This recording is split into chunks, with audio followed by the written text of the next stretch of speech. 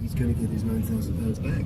Well, I don't know, it depends if he's got travel insurance. It's funny, isn't it, with those kind of things where if your visa's being revoked by, you know, any kind of security concern, one wonders whether there's any cover for that. But of course, it was he wasn't the only one. The day after we spoke to him, another person came forward. Actually, somebody, a very well-known person, a known contributor to us, somebody that we consider to be very respectable and very well respected. He's London Imam Ajmal Masroor, and he said that a similar thing had happened to him at around the same time. He's been to America 6 times on a visa. He's got a 10-year visa, a B1 and B2 visa. He's been already 6 times. He went in August. He tried to go around the same time, same couple of days, and he was told that his visa had been revoked. No explanation for it whatsoever.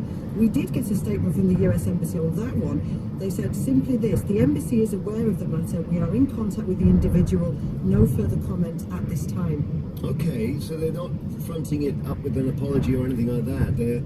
There's something going on. Well, the problem is with this that they don't have to give you any information if it's security related or terror related. And I'm not suggesting that either of these two individuals, you know, have anything terror related or are involved with terror in any way. However, it's a security related issue. And it's almost like the Salem witch trials, isn't it? You kind of, once the finger's pointed at you, you are guilty until you can prove otherwise. Of course, that's not the way it is in a court of law, but in these situations, that seems to be the case, and now their reputations are tarnished as a result. There was a case, I remember, probably 10 years ago, involving Yusuf Islam, who used to be known as Cat Stevens. And he was on a plane, wasn't he, on the way to the States? I think they decided that he was a terror risk and diverted it to Maine.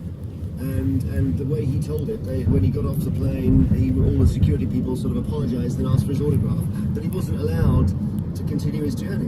And it's really difficult because these incidents create an atmosphere where Muslims feel persecuted because they can't see any reason, or they're not being given any justification or any reason why they shouldn't be allowed to travel as anybody else is. I mean, put that, you know, if we were to talk about a family of 11 non-Muslims going to being refused from America with no reason, we'd be absolutely outraged, and rightly so. And you know, I'm not suggesting we're not outraged. We are outraged, I'm sure.